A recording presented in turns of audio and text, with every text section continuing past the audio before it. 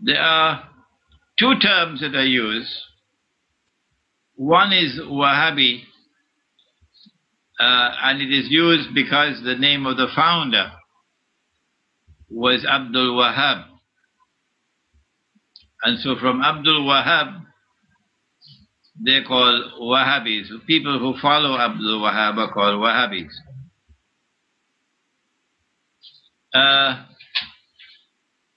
But they didn't like that term, and so they have coined another term. They call it Salafi. And this referred to the early community. Like you had the early Christians, so too you had the early Muslim community. And they say that our Salafi community is one which struggles to restore the way of life of the early Muslims, the Salafis. But your question is directed towards the political implications of the emergence of the Wahhabis in Saudi Arabia. And without any question of a doubt, this was a marriage of convenience between a religious movement that was in very many respects similar to Protestantism in Europe. A religious movement which was turning away from the spiritual heart of the religious way of life and was restricting the religious way of life to the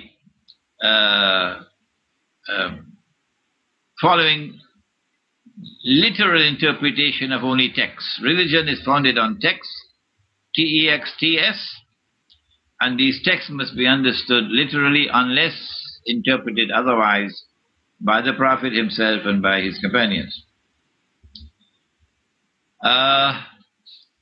It led to a kind of blindness,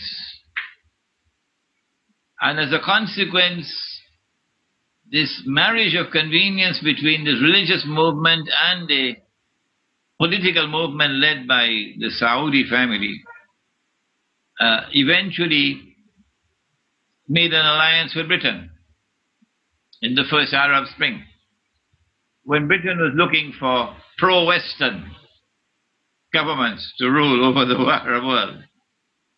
And they successfully installed in Arabia a pro-Western regime called Saudi Arabia.